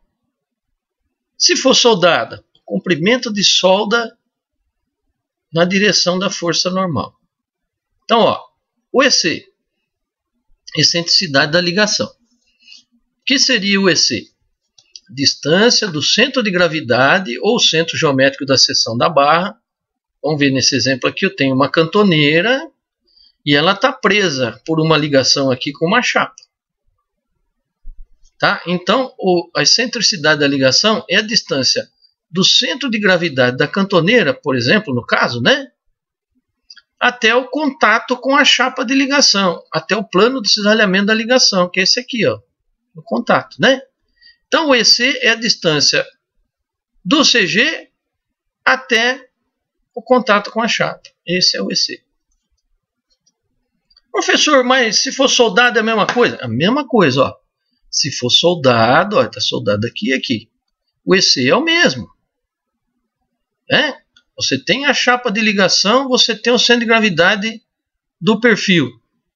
Do centro de gravidade até a chapa de ligação, você encontra a excentricidade da ligação.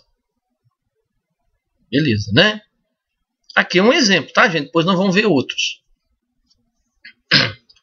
O comprimento LC. Olha, comprimento da ligação, eu destaquei aqui, na direção da força normal de tração. Nas ligações parafusadas, é a distância do primeiro ao último furo, ou do primeiro ao último parafuso. Então tá aqui, ó. Eu tenho essa chapa aqui, essa barra, está presa nessa chapa de ligação parafusada. Então, qual é o meu LC? Vou pegar o primeiro furo e o último furo. A distância de um até o outro. Nessa linha aqui, né? Ó.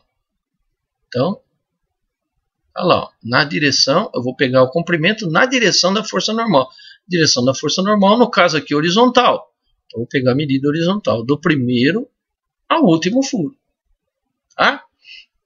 Nas ligações soldadas, é o comprimento longitudinal do filete de solda. Olha, mesma coisa, ó, na direção da força normal, eu pego essa medida daqui aqui. Meu filete LC, né? Meu cordãozinho de solda, tem esse comprimento aqui. Tá? Seria o comprimento da ligação. Então, se eu tiver o EC, se eu tiver o LC, eu tiro de um e acho o CT. Se essa conta aqui der 0, por exemplo, 1 menos 0 dá 1. Opa, quer dizer que eu estou transmitindo a todos os elementos, né, da minha barra. A ligação, ou o esforço está sendo transmitido a todos os elementos da barra na região da ligação. Se essa continha aqui, por exemplo, 1 menos, aqui deu 0,4. Isso aqui deu 0,6, né? 1 menos 0,4 dá 0,6. Eu estou com o meu CT no limite aqui, ó. Quer dizer que só 60% da ligação, da área da ligação, trabalha, né? Beleza, gente? Então, essa formulinha vai variar de 1 até 0,6. Ah, deu... Aqui, professor, deu 0,5. 1 menos 0,5 deu 0,5. Ah, eu não posso usar essa ligação. Vou ter que reprojetar ela. Ou eu aumento aqui o comprimento, né, da minha centro-acento de parafuso, ou eu aumento o comprimento do filete de solda, do cordão de solda, né? Porque esse EC aqui é difícil de mudar, né? Esse EC é a distância do centro até a chapa aqui, dificilmente você vai conseguir mudar. Mas você pode mudar a distribuição de parafusos e o cordão de solda, né? Isso você pode fazer. De tal forma que isso aqui dê maior ou igual a 0,6, né? Então dá para consertar isso aí, né? Dá para a gente chegar no limite aí de 0,6 mexendo na fórmula aqui. Bom, então, valores dos coeficientes de redução da área líquida, mesma coisa, né?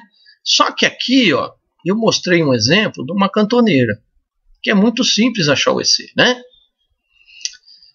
Agora vamos supor que eu tenha um perfil, né, que nem uma viga aí, que é um perfil com linha simétrica, né, aqui dupla simetria, né?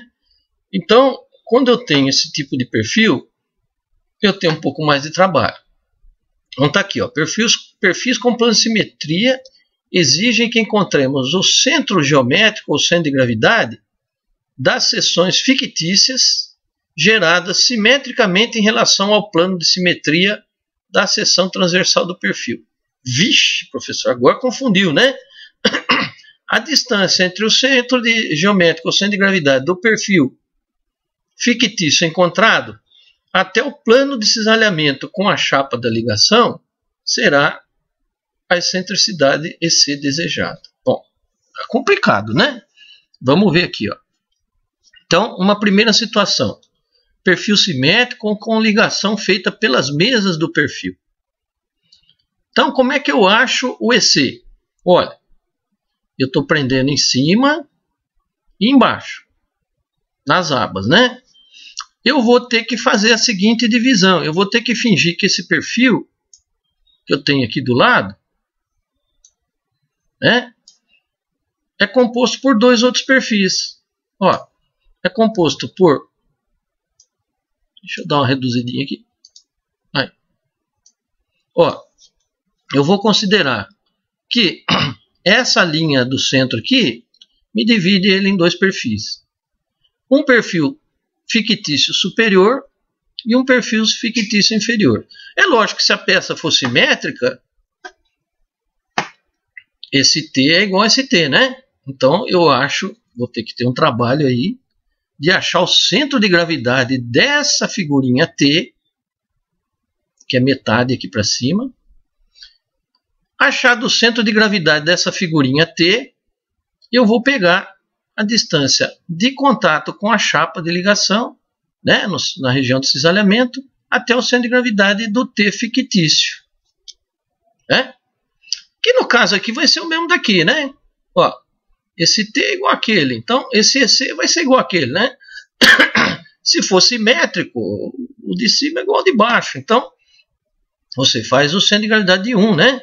Olha, faz o centro de gravidade aqui, achou o centro de gravidade, pega a distância daqui até o contato com a chapa de ligação. Esse é o EC nessa situação. Veja que é complicado, né? Você vai ter que lembrar lá como que acha centro de gravidade de perfil. Então, essa é uma possibilidade de acontecer, né?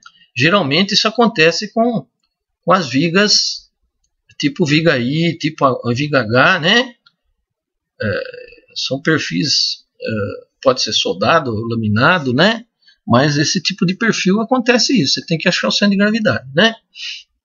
Bom, isso se a ligação for feita nas abas. Esse é o primeiro caso, né? E se eu fizer a ligação pela alma? Aí fica pior ainda. Ó, se eu fizer a ligação pela alma, olha o que vai acontecer. Eu vou ter que dividir. Esse zoom não ficou bom. Vou pegar aqui assim, ó. Aí, aqui fica legal. Eu vou ter que dividir esse perfil. Olha, tá vendo? A linha de centro está aqui. Eu vou dividir em duas vigas U. Ó, vai ficar um U fictício aqui do lado esquerdo, um U fictício do lado direito. Aqui é a aba. Esse aqui é metade da alma. Vai metade da alma para cá, metade da alma para lá. Aí o que eu vou ter que fazer? Vou ter que achar o centro de gravidade desse perfil U. Achei o centro de gravidade aqui. E aí eu vou ter que medir a distância do centro de gravidade até o contato com a chapa. Tem aqui esse contato aqui. O centro de gravidade geralmente a gente acha da face de cá, né? Daqui para cá. Tá certo? Daqui para cá achei o centro de gravidade. Aí eu tenho que descontar essa espessurinha para achar o EC. Então o EC vai ser a distância do centro de gravidade do U fictício, no caso esquerdo, até o contato com a chapa. Aqui vai ser igual, né? Se o perfil é simétrico, isso aqui é igual. Então a mesma coisa aqui. Você já calculou aqui que é o mesmo. EC é igual a EC, né? Vai pegar esse U fictício aqui, calcular o CG e achar a distância do CG do U fictício até o contato com a chapa. No caso, por dentro aqui, né? Por dentro aqui. Aí, esse EC, você vai entrar na formulinha lá do CT, né? Ó, vou entrar aqui, ó. EC. Aí você pega o LC, né? No caso aqui, por exemplo, você vai pegar a distância desse a esse parafuso, né? Aqui é a mesma coisa, daqui lá, né? Então, veja, esse tipo de perfil exige que você calcule o EC através da divisão do perfil em dois. Aqui, se a chapa é na alma, você divide a alma no meio. Se a chapa é na aba, você divide aqui na horizontal, né? Porque a chapa está na horizontal, você divide na horizontal. A chapa está na vertical, você divide na vertical. Bom, importante, né? Vou repetir. Valores de CT para várias situações previstas na norma. Você encontra na apostilinha nossa, página 49 a 52. É o mesmo comentário que eu fiz aqui, né? Ó, comentário aqui, comentário aqui. Que é essa parte mais chata, né? Você tem que calcular isso aí. Bom, e agora? Com tudo isso que nós vimos, como é que nós vamos fazer? Ó, eu primeiro, antes de ir para frente, eu coloquei os valores que você acha na apostila, né? Ó, a apostilinha lá. Então, na apostilinha vai ter essas tabelinhas aqui. Da página 49 a 53, né? 52, desculpa. Ou 53? Deixa eu ver se vai até 53. 49.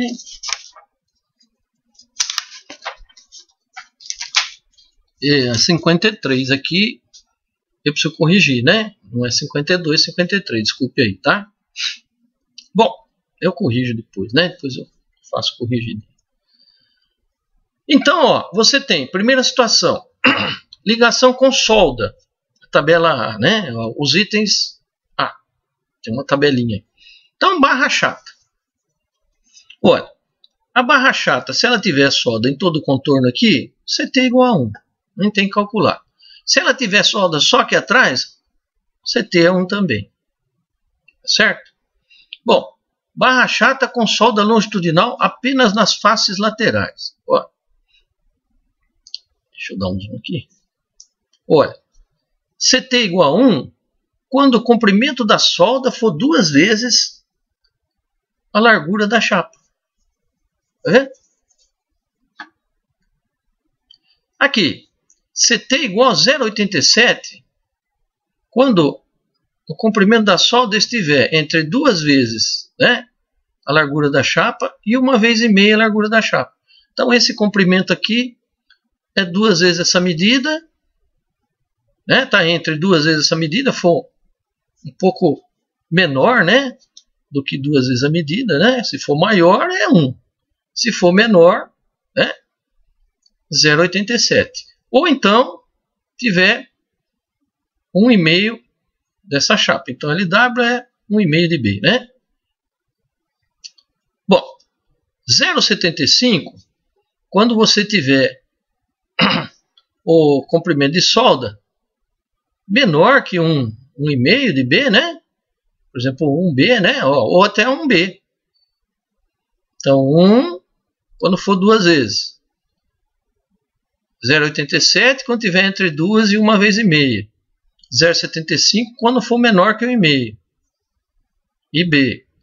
E não usar esse tipo de ligação se você tiver condições só de fazer o comprimento da solda igual à altura da chapa. Não faça.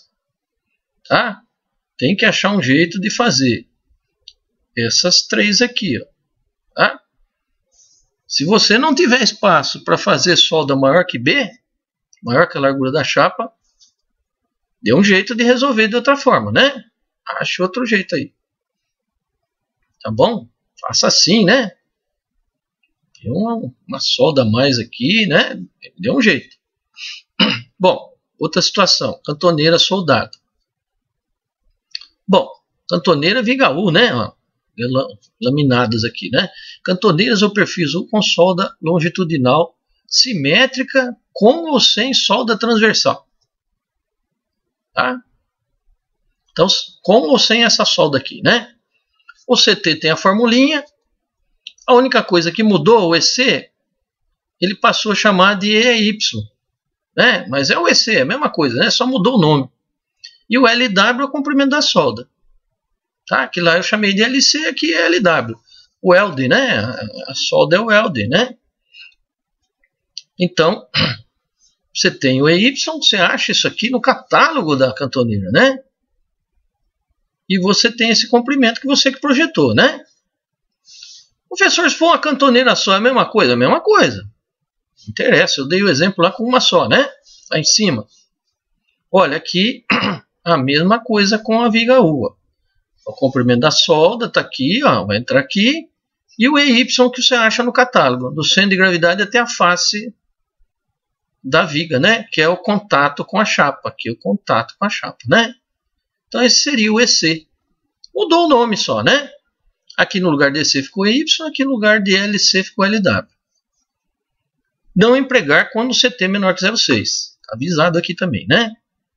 Olha, perfil I, com solda longitudinal simétrica na alma com ou sem solda transversal.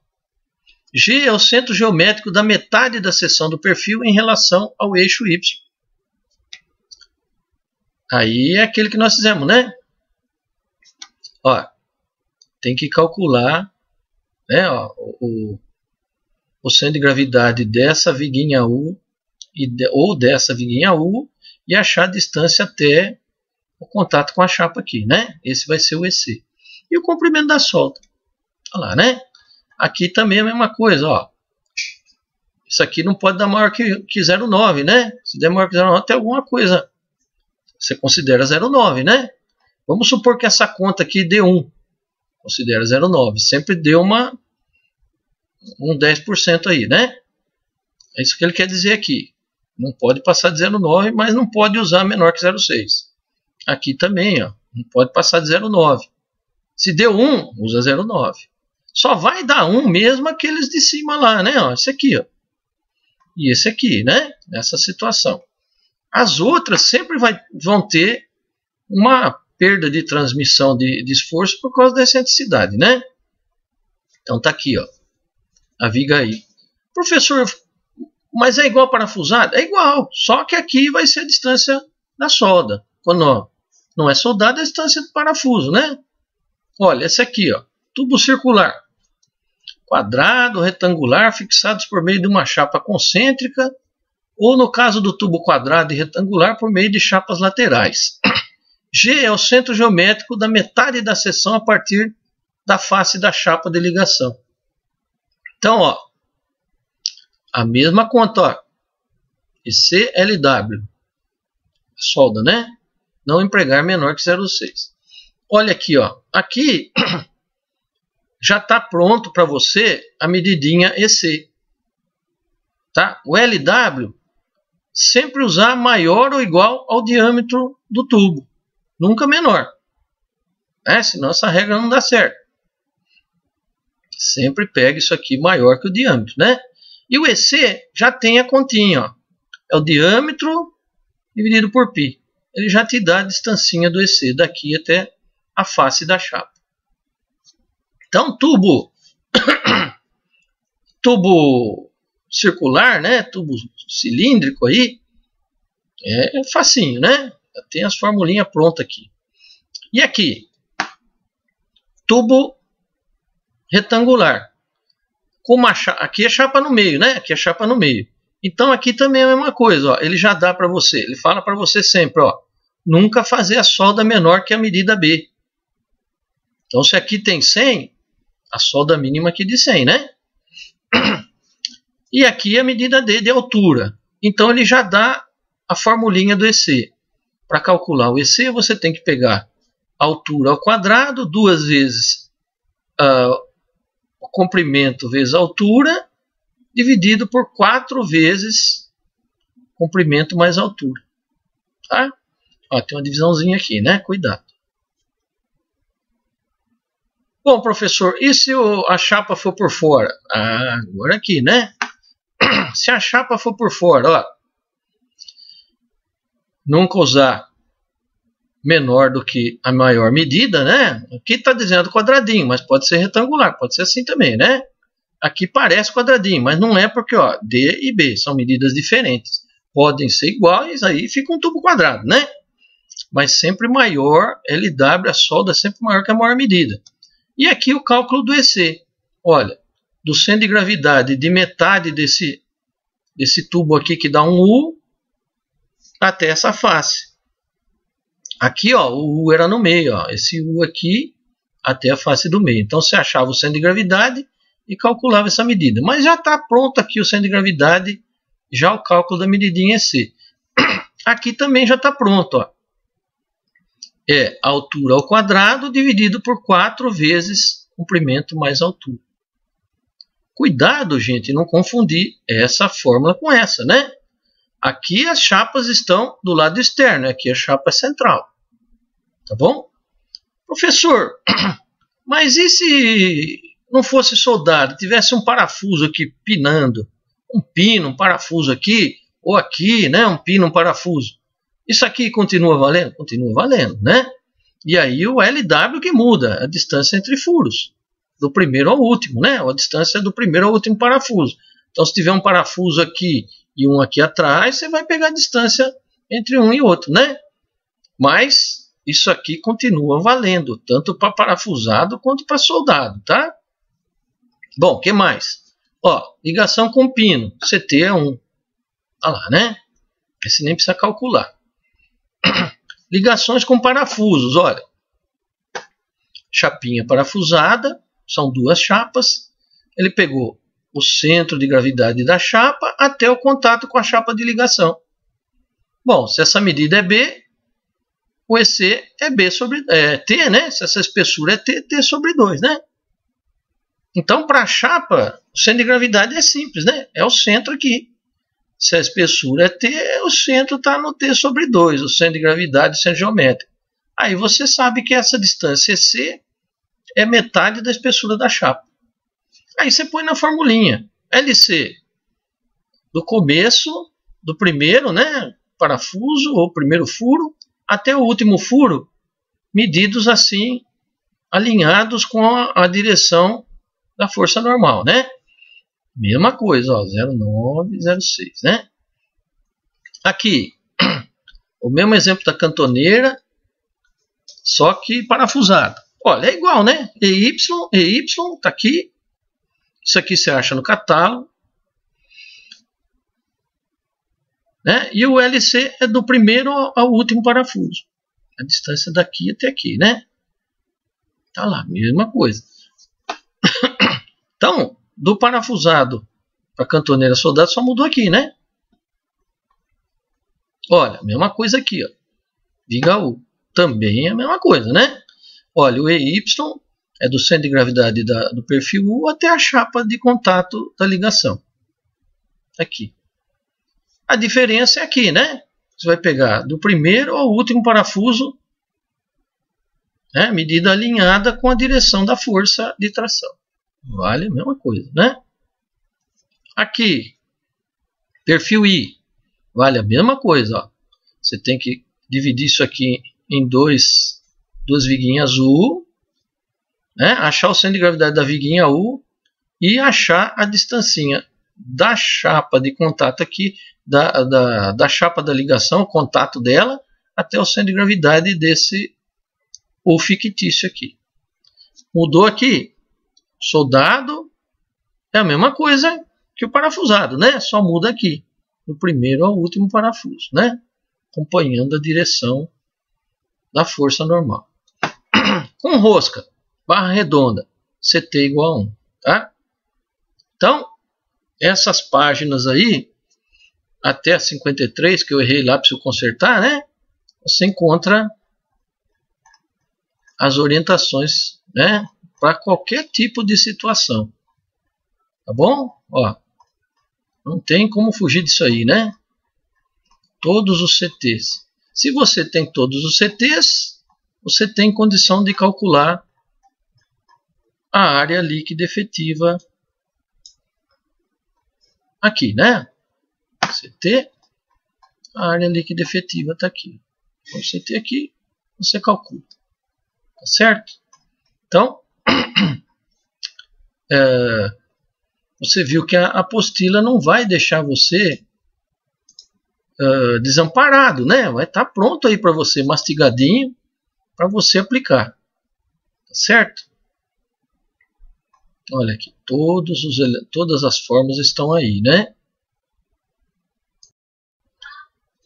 Depois de tudo isso que nós vimos aí, nós vamos finalmente agora para o dimensionamento das barras tracionadas segundo a norma, né? Então a norma recomenda que a gente use o método dos estados limites, né? Para a barra tracionada, nós vamos verificar dois estados limites. Primeiro, o estado limite último, né? E segundo, o estado limite de utilização ou de serviço. Nós vamos ver primeiro o estado limite último, tá bom? Que é a parte que vê a resistência da barra, né, à tração. Então, o estado limite último dimensiona a barra tracionada, analisando as condições de resistência críticas que podem causar danos ou colapso na estrutura, tá, em que essa barra está contida. Então, só para recordar aqui, nós temos essas três regiões, né? Nós temos uma região onde eu tenho área líquida, onde eu tenho um furo, né? A região do vínculo da ligação. Nós temos a região central e a outra ligação, como se essa barra tivesse presa aqui em dois parafusos ou em dois pinos, né? Sofrendo o esforço de tração. Aqui nós temos que calcular a área líquida, aqui nós usamos a área bruta e aqui a área líquida. Nessa região aqui a gente vai trabalhar com a ruptura da área líquida efetiva. Aqui nós vamos trabalhar com o escoamento da área bruta. Então, o primeiro dimensionamento que a gente faz para achar um valor da força que essa barra resiste é aqui no centro. Então, primeira forma de dimensionar, primeira checagem que a gente vai fazer. Escoamento da seção bruta da barra. Então, só recordando, né, nós fizemos uma formulinha aqui, tensão é força sobre área, passamos as letrinhas para a linguagem atual, tensão de escoamento, né, estamos lidando com o escoamento da seção, então o limite nosso vai ser tensão de escoamento. Vamos achar uma força de escoamento e vamos usar a área bruta. Aí do lado de cá, vamos passar para lá, deixar o que nós queremos saber que força que a minha barra resiste, para que ela não chegue na situação de escoamento, ela chegue próxima. Então a gente acha a força aqui passando a área bruta para lá e fica essa expressãozinha. Força é a área vezes tensão. Agora, para dimensionar aqui, nós não podemos deixar assim no limite, né? Nós temos que pôr um coeficiente de segurança aqui. Como a área bruta não precisa ser modificada, porque não tem problema da ligação, excentricidade, concentração de tensões, não tem furo, não tem nada, então a área bruta se mantém. Nós vamos colocar segurança na tensão de escoamento, certo? Então, nós vamos aplicar um coeficiente de ponderação das resistências que a gente encontra na apostila na página 34 para a situação de escoamento. E aí nós vamos achar uma força resistente de cálculo, força normal de tração resistente de cálculo, que vai ser a área bruta, tensão de escoamento dividido por um fator de segurança, que é o coeficiente de ponderação da resistência, que é o γ1. Esse γ1 a gente acha lá na tabela da página 34. Então a expressão para você calcular esse tipo de falha, escoamento da seção bruta, nada mais é do que uma continha dessa. Área bruta, geralmente em centímetro quadrado, tensão de escoamento do material, você vai achar também nas páginas iniciais da nossa apostila, geralmente essa tensão em kN por centímetro quadrado, e o γ1, que é um coeficiente de segurança. Nós vamos achar na página 34, para a situação de escoamento, o γ1 é 1,10. 1,1, né? Então nós vamos ter uma segurançazinha aí, né, dividindo a tensão de escoamento por 1,1. E aí nós vamos achar a força necessária, né, a força resistente, na verdade, né, desta barra na região do escoamento da seção, né? Bom, vamos ver esse coeficiente de ponderação da resistência. Eu coloquei aqui a tabelinha. Olha, está aqui, né? Esse quadro de resumo, que nós temos aí os coeficientes de ponderação, nós temos aqui embaixo, olha lá, coeficientes de ponderação das resistências, coeficientes de segurança para o aço. Então, quando eu for dimensionar para o escoamento, nós temos o γ1 1,1, né? Então a nossa tensão de escoamento vai ficar reduzida, né, dividindo por 1,1. Se você fizer o inverso de 1,1, vamos ver quando dá. Inverso de 1,1 vai dar 91%. Então nós vamos usar um coeficiente de segurança de, né, nós vamos trabalhar com uma tensão aqui de segurança de 91% da tensão de escoamento, que é o inverso de 1,1, né? E aí você vai achar esse valor aqui. Beleza. Depois que você fez essa checagem, né, você tem tudo aqui, ó, a área, tensão de escoamento, γy, γA1, você acha isso. Depois que você fez essa checagem, você tem que fazer outra checagem. Você checou aqui o meio, né? Agora você tem que checar aqui. Para checar aqui, nós vamos trabalhar com a ruptura da área líquida da seção. Então vamos lá. Olha, ruptura da seção líquida efetiva da barra. Então, nós vamos usar a área líquida efetiva, que nós vimos como calcular aqui em cima. Vamos dar uma olhada lá. Área líquida efetiva. Vamos ver aqui, ó. Aqui em cima, olha, tem o CT, né? Olha, a área líquida efetiva é a área líquida vezes o coeficiente de redução aqui da área em função da concentração de tensões no furo e da detalhe da ligação, né? Esse detalhe da ligação de que não são todas as regiões da seção que trabalham, tá? Então a gente tem esse conceito de área líquida efetiva da seção. Então, quando a gente for calcular a força resistente da barra, nós temos que verificar aqui e aqui.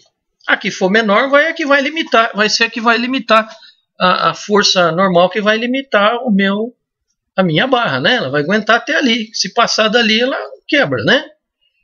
Então, vai depender de qual que dá menor, né? A menor é que limita a utilização da barra.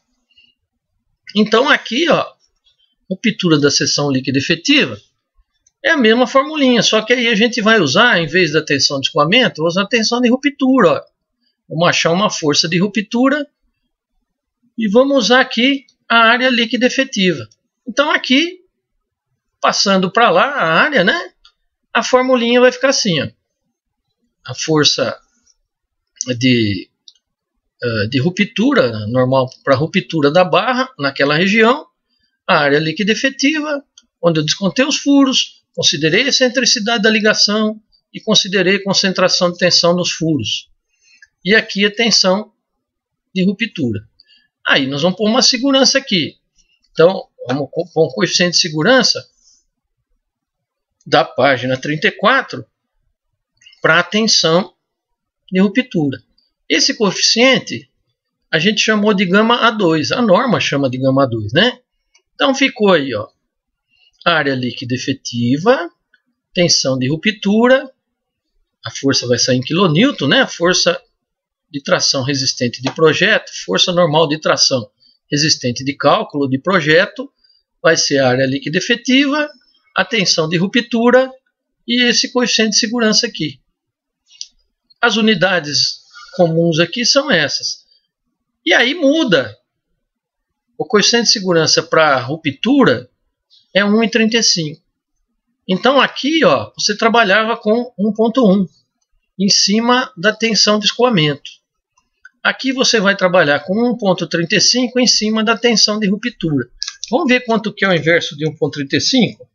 1 dividido por 1,35. Olha, é 74%. Então aqui você trabalha com aproximadamente 90% da tensão de escoamento, que é 1 sobre 1,1, dá mais ou menos 90%, 0,9. E aqui você vai trabalhar com 1 sobre 1,35, que é aproximadamente 74%, 0,74. Tá? Então aqui você trabalha com fator de segurança maior, né? Bom, importante, né? Que dos dois valores que você encontrar por essa expressão e por essa, você vai pegar o menor como sendo o limite da sua barra. Então está aqui, ó, dos dois valores encontrados, tanto para o escoamento da seção bruta, como para a ruptura da seção líquida efetiva, o menor valor da força normal de tração resistente de cálculo encontrado será o limite de resistência a ser considerado como referência para o dimensionamento da barra. Então, para dimensionar a barra, você vai pegar, né, o menor desses dois valores calculados aqui, tanto para o escoamento quanto para a ruptura. O que der menor é o que sua barra vai aguentar. Ah, mas se eu pegar o maior, aí ela vai quebrar, porque ela tem uma resistência menor numa outra seção, né? Você vai pegar sempre o menor como limitante. Bom, então essa teoria que eu queria passar para vocês, né? Essa teoria aqui seria a que nós vamos usar daqui para frente para dimensionar barras tracionadas. É lógico que não acabou, né, gente? Porque nós estamos vendo aqui só o estado limite último no dimensionamento da barra. Está faltando o estado limite de utilização ou de serviço, que é aquela parte onde nós vamos estudar a esbeltez das barras, né? Ver se ela tem um coeficiente de flambagem aí, uma esbeltez que esteja abaixo ou acima das recomendações da norma, né? Então o índice de esbeltez vai ser controlado também. Mas por enquanto, na aulinha de hoje, nós vamos parando por aqui, ó. Estados limite último, verificando a força que a nossa barra resiste na tração. Então, por essas duas checagens aqui. Beleza? Bom, vamos parando por aqui e vamos fazer um exercício, né? Fazer um exercíciozinho.